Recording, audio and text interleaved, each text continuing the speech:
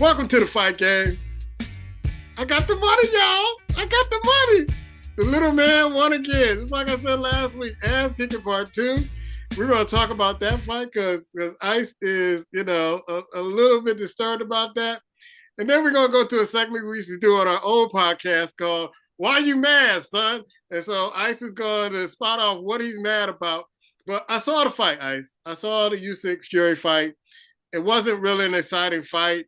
It seemed like Fury was trying to work the jab a little bit. He got some combinations in. One thing I noticed about Fury is that once he throws the jab, his hands come down, which I thought Usyk would come over with an overhand right and just end the fight, because every time he throws the jab, his hands come down. And I'm like, it's almost like he was waiting for another jab to come in. But it seemed like Usyk was trying to work the body.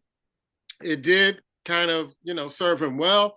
But I would have to say, watching the fight, I thought Usyk won. I didn't think Fury did enough to win. And I always go by, if you're the champion, and in order to beat the champion, you got to be dominant and take the belt. And I know that was kind of the old way we looked at fights, and we got away from that. But it seemed like this fight was like judges said, you know what, you didn't do enough to win the undisputed heavyweight championship. So we're giving it back to the undisputed fighter because really, I thought Usyk won the fight. Your thoughts, man? Man, evidently I don't know what I'm doing when it comes to boxing. I have no clue. I have no clue because every time I look at this fight, you say well, one way you're supposed to defeat the champion significantly and convincingly, and then you go back to something else, and then somebody else wins the decision. So it's like, which way are you doing, right? So I'm not disputing that Usyk won the fight. Okay, I'm not. The second fight. But what I am disputing is when you see how clear the cards were, like he clearly dominated the fight. I didn't see that. It reminds me of the time that Manny Pacquiao would fight Juan Manuel Marquez. No matter what he did, no matter how many he changed, how many counter punches he threw, or whatever style he was, no matter what he did, he could not get a decision. And maybe that may be that perhaps that is on Fury because he didn't do enough. But when you watch this, particularly the second fight, you watch the punches that are thrown, and people go, well, the stats show this. When the judges are making these decisions and judging the fight, they don't know the damn stats. They watching the fight like you and I. They don't know how many punches were landed or whatever. You don't understand that. But my point of it is, for as much as Usyk was doing, Fury was giving it back to him as well. And granted, I just thought it could have been closer. Even if you win, okay, great. But you're like, well, he won by like whatever, 116, 112. What? What fight were you watching?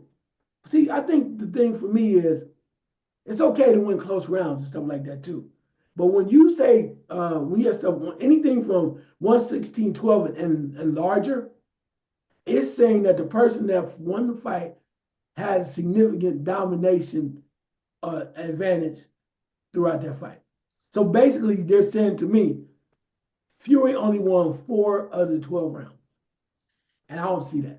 Would you say that Usyk was the more aggressive fighter in this fight? Because I looked at him. I mean, he was trying to get into Tyson Fury's chest. Um, what I seen in the fight tonight, he was the more aggressive fighter. It was like Fury was trying to land some jabs and get in, and he had some good 1-2s in there. But it seemed like maybe the judges looked at it that Usyk was more aggressive in this fight and was coming at Fury wanting to fight and Fury not wanting to fight. Maybe that had something to do with it. Your thoughts on that? No, I can see that. But aggression should not be rewarded unless you're connecting, right? Mm-hmm. So just because you're moving forward, I mean, we looked at the Benavidez Bivol fight, right?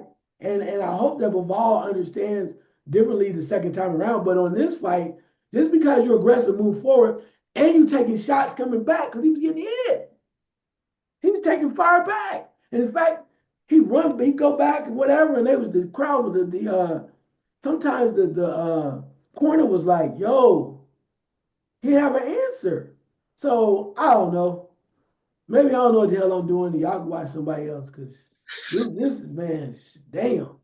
I'm sitting Okay. there going like, I don't get it. I don't mind losing. I don't care about being wrong. But the way that things are done, it just makes you wonder, what are we watching? Yeah. What in the heck are we watching when these judges are making these calls? Because why are we even paying attention if we can't get something closer to what should be correct? And maybe I'm wrong. I'll rock with that. A number of people, I was looking at some comments online about the fight after the press conference when Tyson Fury was saying, "Hey, I thought I won this fight." They were saying that Tyson Fury was delusional, that there's no way he won this fight. Why is he thinking he won this fight? Maybe he just doesn't want to admit that he won this fight. And then Usyk was saying, if he feels that way, I won. I'll take a win as a win. My thing, and I said this weeks ago, is that the three heavyweights I think that are done. I think they're pretty much done unless they fight each other.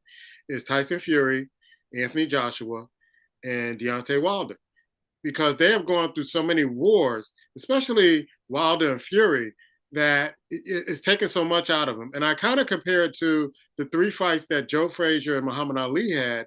After that last fight, none those two boxers were not the same. They were like a shell of themselves after they started fighting after that. And I think Joe Frazier retired soon after, and then Ali eventually got beaten out of the ring because he had nothing left. And he was saying, "Hey, I wanted to do it, but I just couldn't do it." I just see these three fighters, and I want to get your opinion on it. These three fighters, they're worn out at this particular point, and I don't know who else is in the heavyweight division that's going to step up to face Usyk, but somebody has to step up to challenge the undisputed title at this particular point at the heavyweight division. No, I think you may have a valid point in regards to you said these wards, and maybe that's part of why Fury can't be the same guy that I thought he was before when he fought Wilder, right? And I get that, and maybe the same thing with Joshua. But the thing is the bothersome thing is, as you mentioned, who's next for Usyk? Who's next? Who's he going to fight? Right? I mean, who's he going to fight? Talking about Du Bois, but Du Bois has to beat Parker first. Mm-hmm. And when you look at the grand scheme of things on that heavyweight division, we're waiting for someone else to step up. So granted, if it's time for these older guys to kind of move on, if you call them older guys to move on and fight one another for some money, I'm cool with that. But the frustrating part of this is what else happens. It's not take away from Usyk, okay? Maybe he cleared it out. I'm cool with that. But who else, who in the hell else is going to step up so we can see a quality fight, get this man a quality fight? That's what I'm looking for. And maybe that's why I'm about to be mad. All right, bro. Tell him why you mad, son. Tell him why you mad. You want me off the camera? You just No, want you the stay whole on camera? camera. I want you to interject, and interact. All right. Because it shows us that, like, Usyk won, he's on top. But what we're seeing more than anything is we're not getting the fights. I've said this before, and I'm gonna keep saying it until we don't get them. But we're not seeing the fights that the fans deserve to see. There's fights out there, and people are playing games, running around. Maybe it's the promoters, whoever it may be. Maybe fighters don't want it. Maybe they're happy where they are and just keep making the money, doing whatever. But fans deserve quality fights, and we're not getting them. So now you want to put the fights that you do give us on pay-per-view, and they full of bullshit. So we want to see some damn fights. So with that being said, here we go. I said it before, and I'm gonna y'all be mad at me if I'm repeating. I'm not trying to make y'all pissed, but I want you to understand what really needs to happen so we can really get into some quality fights. First of all, we already said out the box, who's gonna fight Usyk? Just told you already before. We need to see the Du Bois Usyk rematch. Again, he has to beat Parker to do that. First, we need to have that. Now let's move forward to light heavyweight. We already get our rematch. Bivol versus Benavidez. Need to see that. Need to see that. And we need to stop making excuses. Also, the winner of that, Mr. Benavidez, you say you're ready. If you can soundly beat David Morrell, let's give Benavidez that shot. Just quit running after Canelo, and you want to show that you're a champion and a man's man in boxing. Step up to 175. Question is, will your power resonate, move up, and follow you playing with the big boys at 175. So we definitely need to see that too. We're going to be on the road here. Junior middleweight, quit playing around 154. Terrence Crawford don't want to fight, that's fine. Sebastian Fundora versus Errol Spence Jr. Is Fundora that good? Does Errol Spence have anything left? Plain and simple. It's straight there. Hell of a fight. Both of them going to be banging. We're going to find out who's real. Moving forward, the fight we're already going to hopefully see in February is Israel Madrimov versus Virgil Ortiz Jr. Wow. Madrimov is the guy that fought Terrence Crawford at 154, kind of gave him a little trouble. But Virgil Ortiz Jr. is daring to be great. That's what you do when you're daring to be great. You take a step up when nobody else wants to come up. Boots Ennis. You take a step up and go, I'm going to 154 because I dare to be great. This is a guy that fought Crawford. He lost, but he gave him a tough time. And now I want to show you what I'm capable of. Amazing. 147, Boots Ennis. We need you to fight somebody, bro. So, first thing out of the box, we're going to talk about Stanionis, who's 15-0 undefeated. Take a chance. We keep talking about it. I know you're from Philadelphia, but it's time to step up and let us see something. 147. Also, too, the other thing, since we're here, and I don't know how great this guy is or how good he is, but his record stands on itself, and he's had some issues outside the ring. But he's 26-0. Conor Benn deserves a shot. Be a perfect fight for Boots Ennis. Say a little sketchy sometimes on the what he's talking about. Can't stay focused, but 26-0 is 26-0. Now let's drop down to junior welterweight. Teofimo Lopez, right? It's Teofimo Lopez and Devin Haney. It's time to fight. Both are prima donnas. Both are talking about this and that, whatever. They both need this fight because we need to see quality fights. Devin Haney, despite winning the lawsuit, whatever, over Garcia, the problem is this. A lot of people still think you got beat legitimately. Yep. Granted, he might have been on whatever steroids or whatever else he was taking and weighing too much, but the problem is what that is, you still got beat down. You still got beat down, and you need redemption.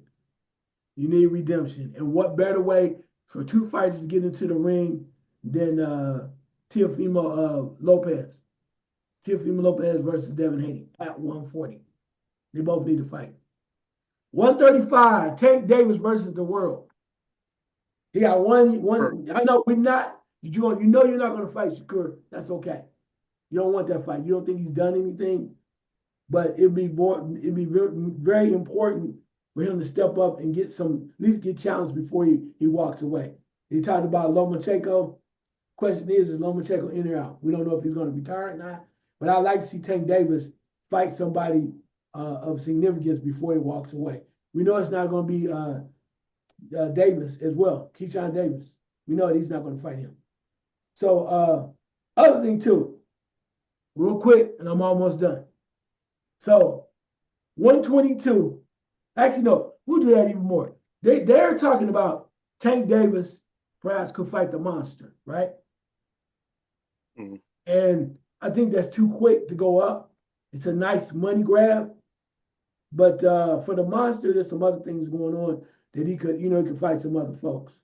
So the monster could fight my guy at 118, Junto Nakatani. Nakatani's 28-0, 21 knockouts. He's ready. First, they said he had to fight the monster's brother. The monster's brother got other in the way, was defeated soundly. So that's out the way. Now they want to change the game up at 115 because it's a popularity contest because they love Jesse Bam Rodriguez so much, 21-0 at 115. Now they say he should fight the monster. Wait a minute. How the hell you go from 115 to 122? There's something called 118 in the middle. And Nakatani is like, I'm right here. Right. I'm right here. Let's come over to Japan and come get some of this. So with all that being said, we have some great fights that are amazing fights, quality guys. And these are fights people will pay for, and they're going to be very, very exciting. And it's going to build for some other things too. So that's something I'm throwing at you guys. Might have been too much. Sorry about too much of a long rant. But I'm sitting here watching this stuff over and over and over. And I'm like, damn, Give us something, man. Give us something because you want us to pay for it. You don't want us to steal the stream, right? So what you want me to pay $75? I'll pay the $75. But you're gonna have to do better, bro. Y'all gonna have to do better. PBC, don't the zone. The only person making money right now is Jake Paul. For real. And that's crazy as hell. And he's doing circuit pay-per-views with Mike Tyson and just this is madness. Great marketer. A circus, basically. Circus, great marketer, horrible boxer. But he making money. Yeah. So what can you do? I'm done. Yeah, I mean, I would like to see, and people need to see the monster on pay-per-view, prime time, because not too many people are talking about him and not too many people have seen him because the fights are like 5, 3, 4, 5 o'clock in the morning on ESPN sometimes. And that's not fair.